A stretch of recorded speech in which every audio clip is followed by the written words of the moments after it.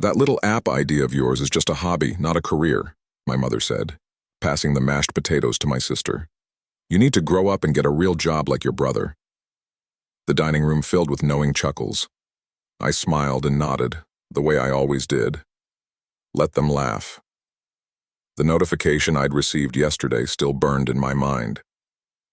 The international education company's final acquisition offer, $30 million for my language learning platform. 5 years of 16-hour days, ramen dinners, and learning from every failed iteration had led to this moment. But they didn't know that yet, and telling them wasn't as simple as you might think. My name is Alex Reeves. I'm 29, and this is the story of how I built a multi-million-dollar company while my entire family thought I was wasting my life. I taught myself to code when I was 13, hunched over a refurbished laptop my uncle gave me for Christmas. I'd stay up until 2 a.m., teaching myself Python and JavaScript, fascinated by how a few lines of code could create something useful out of nothing. My parents thought it was just a phase, like my brief obsession with skateboarding or my attempt to start a garage band. "He'll grow out of it," they'd say when relatives asked what I was doing locked in my room all weekend. But I didn't grow out of it.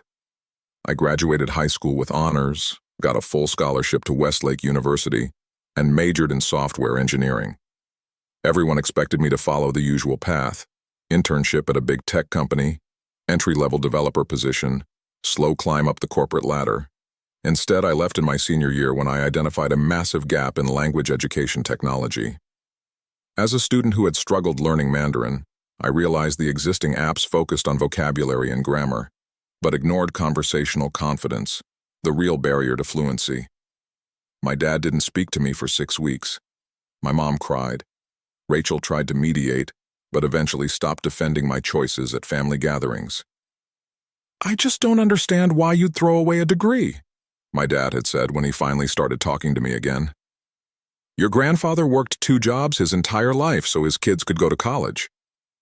I tried explaining once, talked about the future of personalized education, about how AI-driven conversation partners could revolutionize how people learn languages, about the massive untapped market. Their eyes glazed over within minutes. So I retreated to my garage apartment, which doubled as my office, and focused on building. While friends got married, bought houses, and posted vacation photos on social media, I lived on cheap coffee and frozen meals, solving complex problems in speech recognition, and creating adaptive learning algorithms that no one else had figured out yet. The walls of my apartment were covered in whiteboards filled with code architecture and user experience flows. Every penny I earned from freelance web development went back into server costs and software licenses. My family saw a wasteland of empty energy drink cans and takeout containers. I saw the foundation of something that could change how millions of people overcome the language barrier. The first prototype of Lingua Connect crashed during a demo with a potential angel investor. The second version had bugs that made the AI conversation partner speak gibberish after 2 minutes. The third iteration drained phone batteries so quickly that users complained their devices were overheating. Each failure taught me something new. I worked harder, slept less. "You look terrible," Rachel told me during a rare family dinner I attended. "When's the last time you took a day off?" "I can't remember," I admitted. It had been months. My brother Brian leaned across the table. "This isn't healthy, Alex. No app is worth burning yourself out over." "It's not just an app," I said, too exhausted to hide my frustration. "It's an integrated platform that uses conversational AI to—" "There he goes again," my father interrupted, rolling his eyes. "Speaking another language none of us understand." My mother patted my hand sympathetically. "Sweetie, we're just concerned. You've been at this for almost 3 years now. Don't you think it's time to consider other options?" I looked around the table at their worried faces. They weren't being cruel. They genuinely couldn't understand why anyone would choose this difficult path when conventional success was so readily available. Brian had followed the blueprint. Good degree, good job, good salary, good life. The evidence of his success was visible in his new car, his downtown condo, his confident smile. My success remained invisible, theoretical, always just around the corner. I had nothing to show them except dark circles under my eyes and a dwindling bank account. That night, I nearly gave up. I sat in my garage apartment, staring at the lines of code that refused to work, listening to the rain hammer against the roof. My savings had dwindled to almost nothing. 3 angel investors had backed out after seeing the technical challenges we still faced.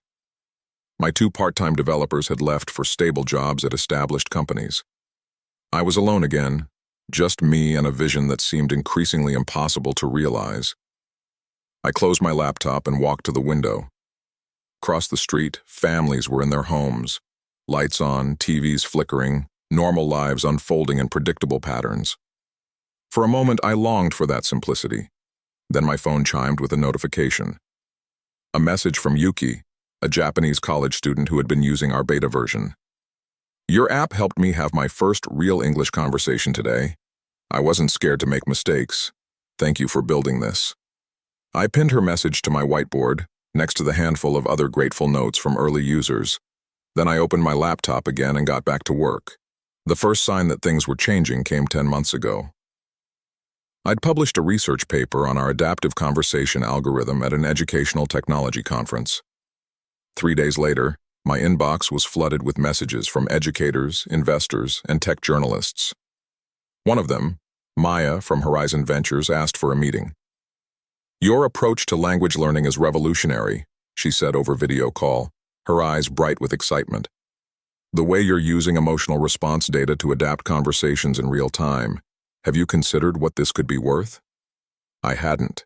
I was just solving a problem that had frustrated me personally. 2 weeks after that call, I received my first acquisition offer, $4 million. I turned it down. 5 weeks later, $9 million. I turned that down too. Rachel called around that time. "Dad's having some heart issues," she said. "Nothing critical yet, but he might need surgery later this year." I asked if they needed money. She hesitated before saying they'd figure it out. When I hung up, I stared at the latest offer in my inbox, $15 million, and felt a strange hollowness. What was the point of solving problems if I couldn't solve the ones closest to home? But I knew the technology was worth more, could help more people if developed properly. The user base was growing exponentially now. Universities in 6 countries were piloting Lingua Connect in their language departments. Our servers were struggling to keep up with demand. I hired 3 more developers and a UX designer, working remotely from different time zones, so development never stopped. Brian called one evening, surprising me. We hadn't spoken directly in months. "Rachel told me about Dad," he said, his voice tight. "I'm setting aside some money for his medical expenses. I thought you should know." "Thanks for telling me," I replied, unsure what else to say. There was an awkward pause before he asked, "How's the app thing going?" "It's going well, actually. We're gaining traction." "That's good." He sounded genuinely surprised. "Mom said you turned down a job offer from Kramer Tech last month." I did. Bold move. I couldn't tell if he was impressed or concerned. "Look, I've got to run. Karen's waiting for me at some charity thing. Just take care of yourself, okay?" After we hung up, I realized something had shifted. He hadn't teased me or suggested I get a real job. It was a small change, but it felt significant. 3 days before the family Thanksgiving dinner, I sat across from 5 executives in a virtual meeting room. After 4 rounds of negotiations, they'd reached their final offer, $30 million with a 3-year consulting contract that would pay an additional $200,000 annually. "We need your answer by Monday, Mr. Reeves," the CEO said. I asked for 24 hours to think about it. I walked around downtown Portland for hours, rain soaking through my jacket. The shops were already decorated for the holidays, windows glowing with warmth that contrasted with the gray November afternoon. Families hurried by, huddled under umbrellas, living their normal lives, visible lives, the kind my parents could understand and approve of. The decision should have been simple. $30 million for something I'd built from nothing? Most people wouldn't hesitate. But selling meant losing control. Globaled, the acquiring company, had impressive resources and distribution channels that could get Lingua Connect into schools worldwide. But their vision wasn't exactly aligned with mine. They saw it primarily as a testing and assessment tool. I'd built it to foster genuine human connection across language barriers, I found myself at Powell's Books, wandering aimlessly through the stacks, thinking about my grandfather. He'd immigrated to America speaking broken English, had faced ridicule and discrimination because of his accent. He'd told me once that language barriers weren't just about communication, they were walls between human hearts. That conversation had been the seed of Lingua Connect. Not ambition, not money, human connection. When I returned to my apartment, soaked and cold, I made two decisions. First, I would accept the offer, but with additional conditions about the product's development direction. Second, I would finally tell my family the truth. I opened my laptop and drafted the email to Global's CEO, outlining my terms. Just as I was about to send it, my phone rang. It was Rachel. "Are you coming to Thanksgiving tomorrow?" she asked without preamble. "I'll be there," I said. "Good. Mom's worried you're avoiding family functions because of how Dad talks about your work." I hesitated. "I'm not avoiding anything. I've just been busy." "With the app that's going nowhere?" Her tone was gentle, not mocking, but the words still stung. "It's actually going somewhere now," I said carefully. "I want to talk to everyone about it tomorrow." There was a pause. "Really? That's great, Alex. I'll make sure everyone's there." After we hung up, I stared at the email I'd drafted. My finger hovered over the send button. The future of the platform, and my family's perception of me, would change the moment I clicked it. I pressed send. Then I opened a new document and began writing what I would say to my family. I'd imagined this moment for years, but now that it was here, vindication didn't seem important anymore. What mattered was helping them understand, not just what I'd achieved, but why it mattered in the first place.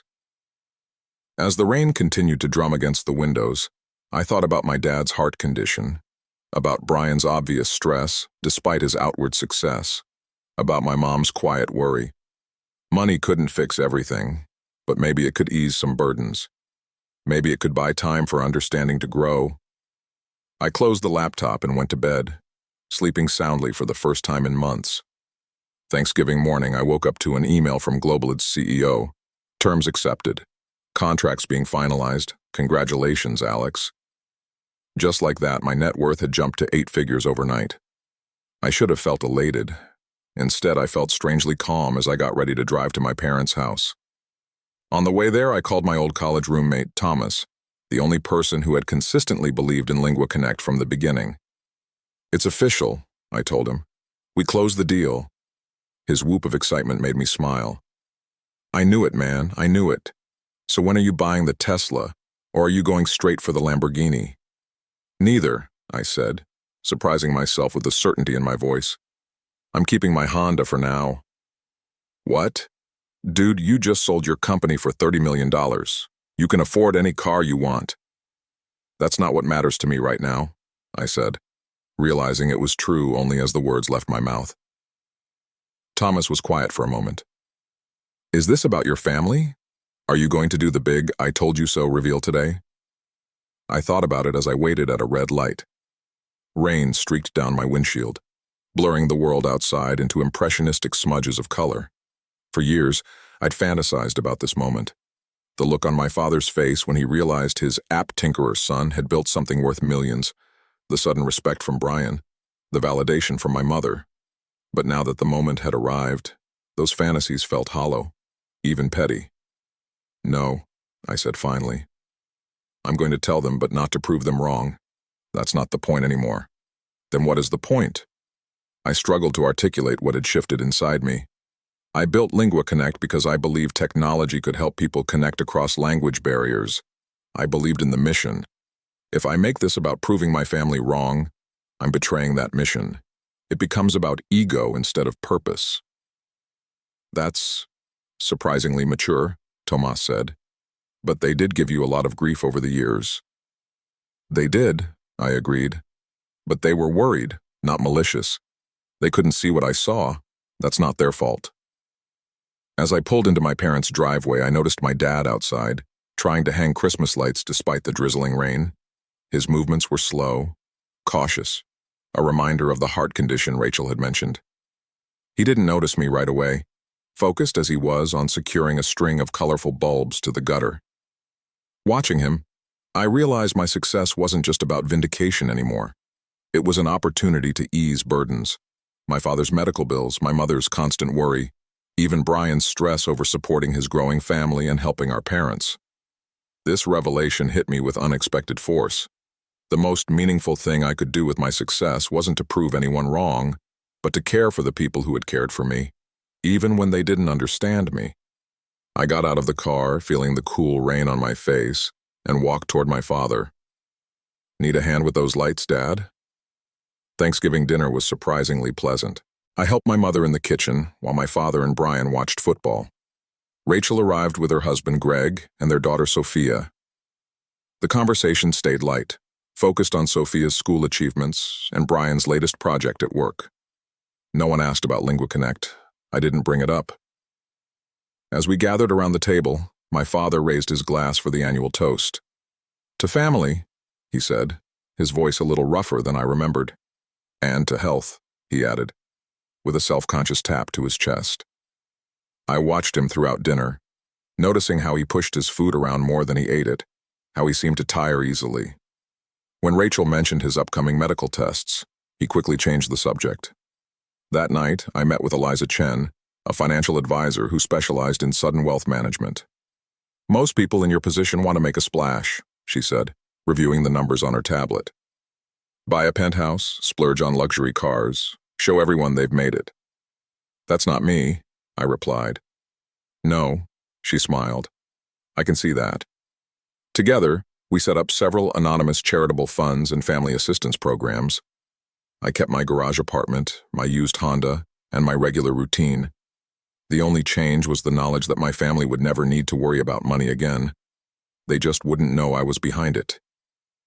3 weeks later, Rachel called in tears. "Sophia needs braces," she said.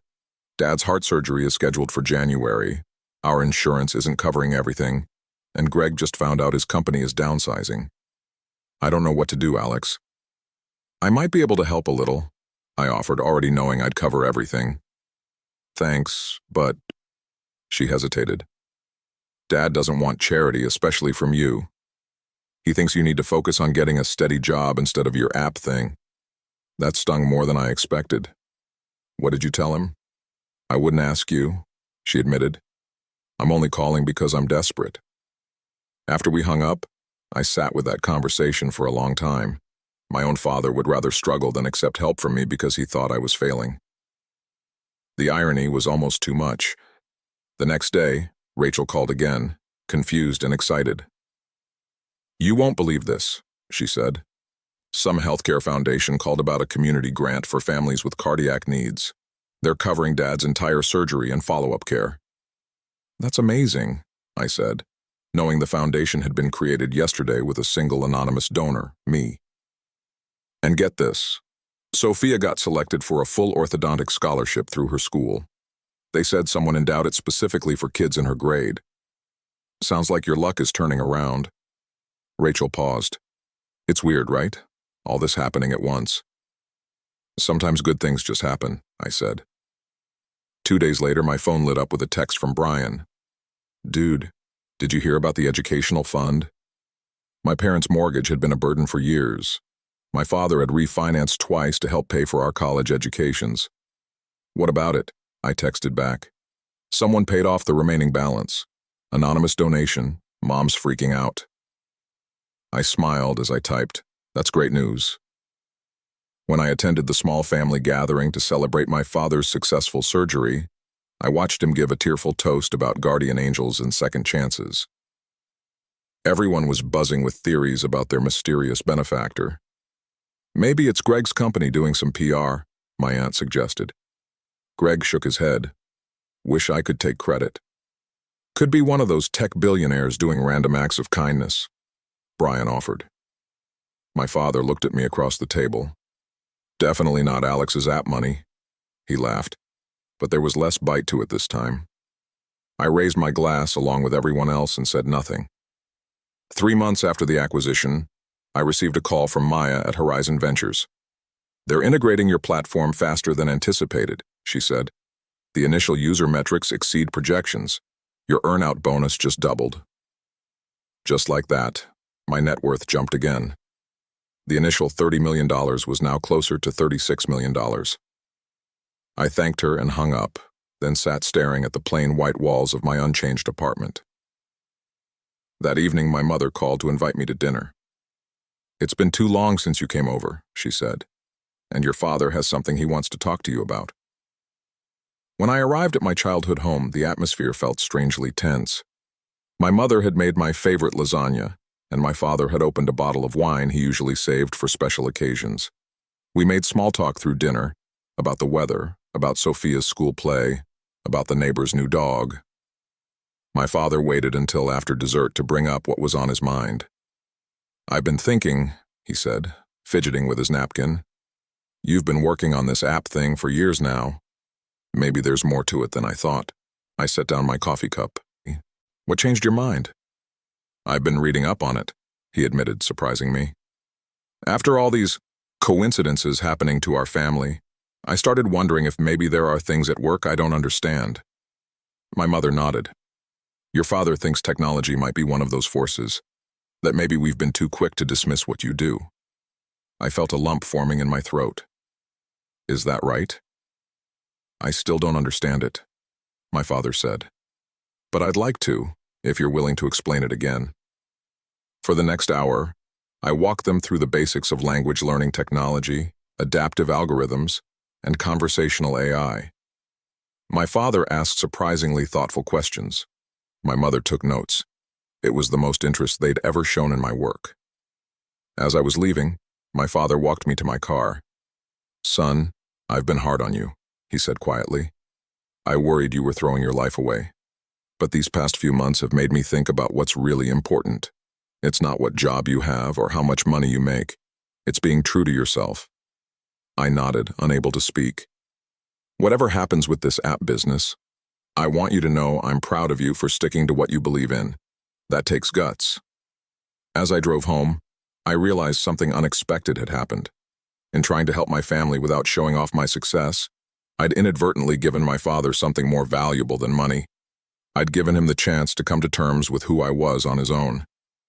The next morning, I received a call from Brian. "Alex, something weird is going on," he said, his voice low. "Greg thinks someone is helping our family out anonymously." "Why would he think that?"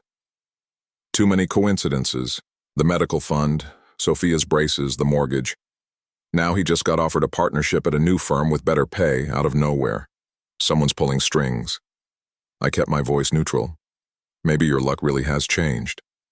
"Rachel thinks it might be you," he said bluntly. "She says you've been acting different, calmer, like someone who doesn't have to worry anymore." That caught me off guard. "Me? With what money?" Brian laughed. "That's what I said, unless your little app finally paid off." I changed the subject, but after we hung up, I realized I'd underestimated my brother. He might work in aerospace engineering, but he knew how to analyze patterns. For the first time, I wondered if staying anonymous was the right approach after all. 5 months after signing the acquisition deal, I met with Eliza again to assess my financial strategy. "The anonymous approach is working well," she said, "but there's a problem with sustainable giving. Your family is starting to notice the pattern." I nodded. "My brother is suspicious." "You have options," Eliza explained. "Continue anonymously with more space between gifts. Create a formal family trust with stipulations about privacy, or simply tell them the truth." I didn't answer immediately. Each path had merits. "What's holding you back from telling them?" she asked gently. "I'm not sure," I admitted.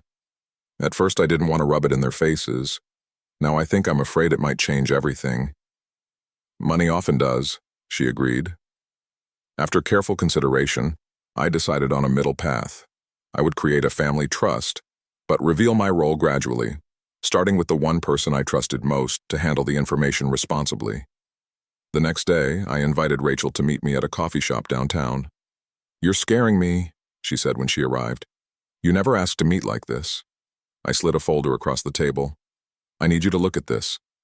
She opened it and frowned at the legal documents inside. "What am I looking at?"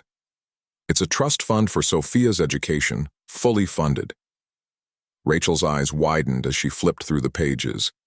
"This is millions of dollars. Alex, what did you do? Sell drugs? No. I laughed. Remember my language learning app, the one everyone joked about? Understanding dawned on her face. You sold it? I nodded. 5 months ago for $30 million. Rachel's coffee cup froze halfway to her mouth. Say that again. I explained everything. The acquisition, the consulting contract, the anonymous gifts. By the time I finished, Rachel was shaking her head in disbelief. So all this time, while Dad was offering to get you a real job? I was trying to figure out how to help everyone without making it about me, I said. You're unbelievable, she said, but she was smiling. Why tell me now? She asked. I need your help.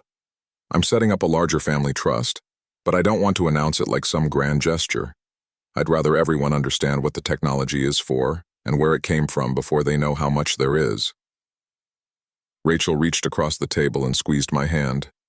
You always were the quiet, complicated one. Over the next few weeks, Rachel helped me lay the groundwork.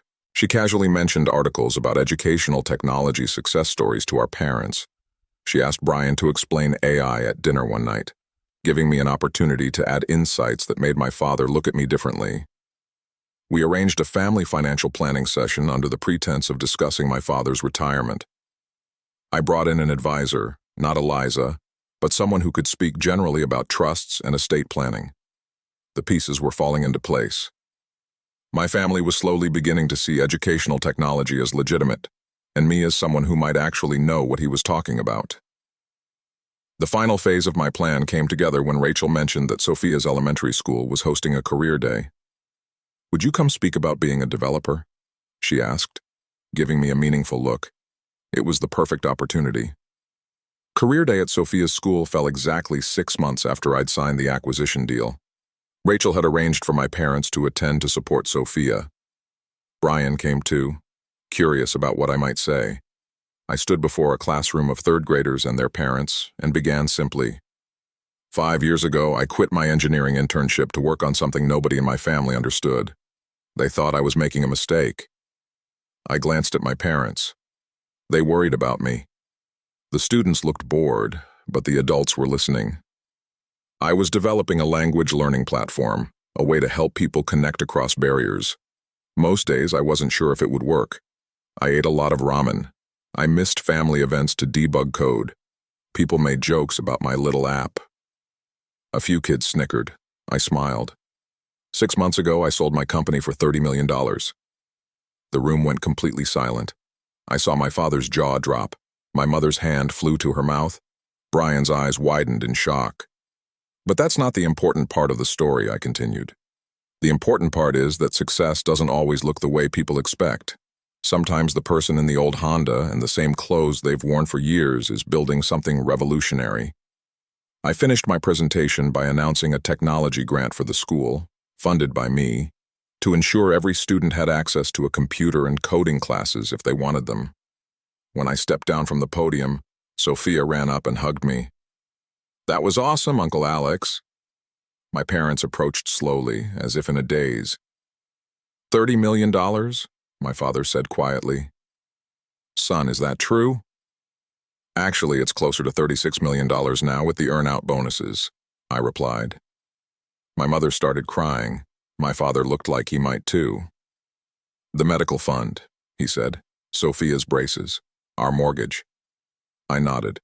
I wanted to help without making a big deal about it. Brian stepped forward and extended his hand.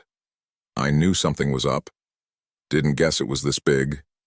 He shook his head, laughing. Man, I've been offering you career advice. They were good offers, I said, shaking his hand. Just not my path.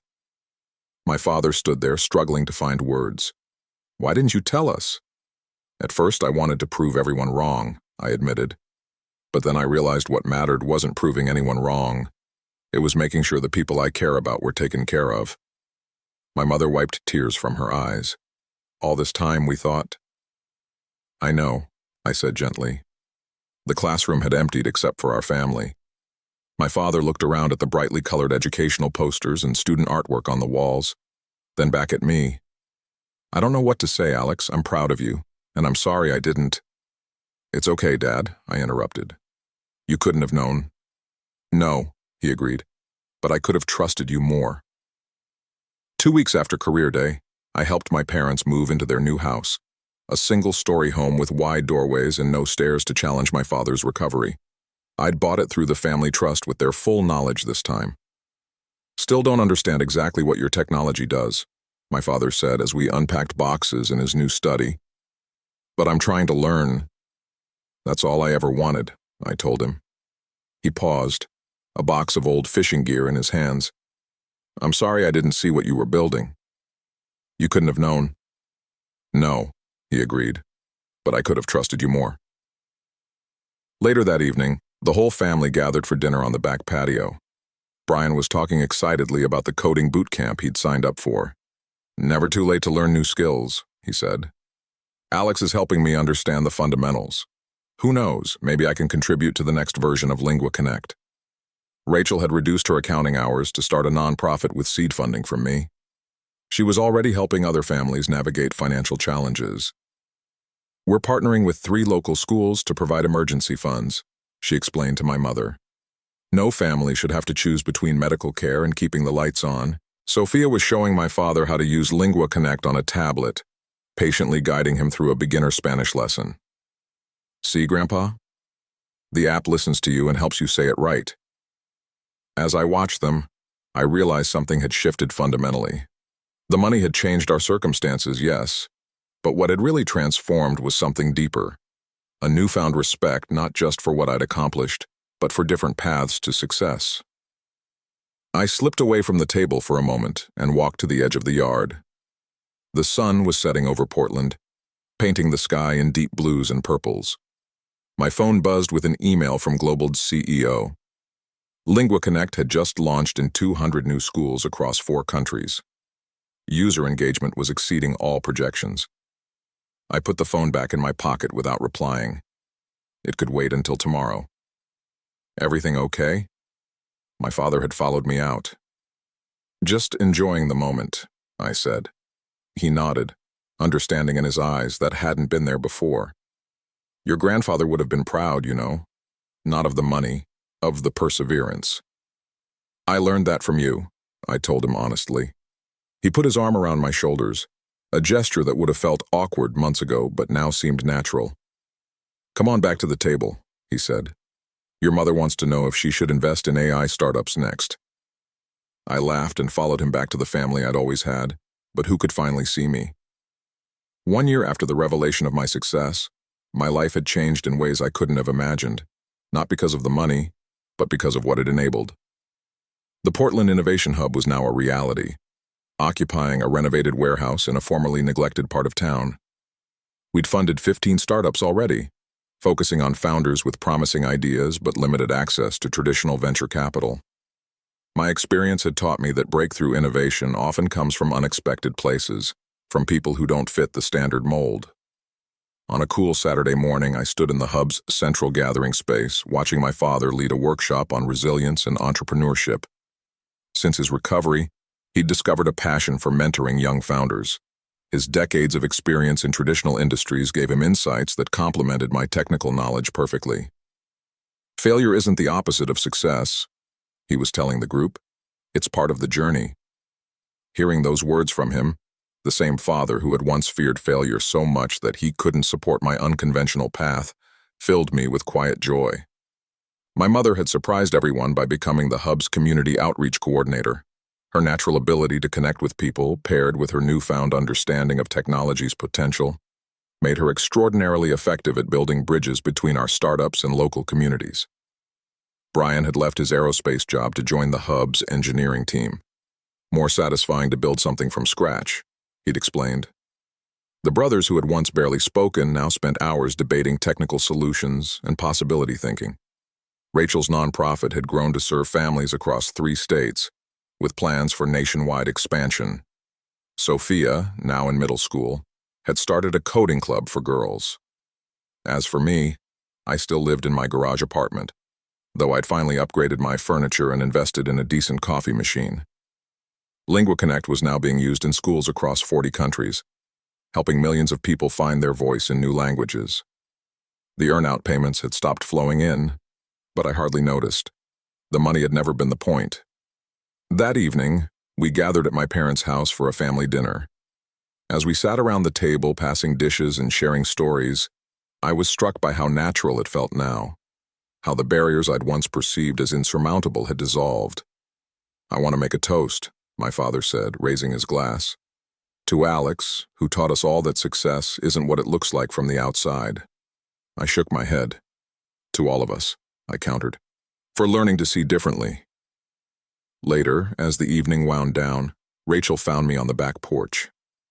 "Remember when you used to skip family gatherings to work on your app?" she asked, leaning against the railing beside me. "I remember. You could have proved them all wrong years ago. You could have thrown your success in their faces when they doubted you. Why didn't you?" I thought about it for a moment, watching fireflies blink in the gathering darkness. "Because being right wasn't the point," I said finally. "Connection was. Still is." She nodded, understanding. "Well, I'm glad you finally let us in." "Me too," I said. As we headed back inside to join the others, I realized that the true revolution I'd created wasn't a technology platform worth millions. It was the transformation of my family's understanding, not just of me, but of what success and fulfillment could look like beyond conventional paths. My greatest achievement wasn't building a $30 million company. It was building a bridge across the gulf of misunderstanding, showing that sometimes the people who see things differently are exactly the ones who change the world.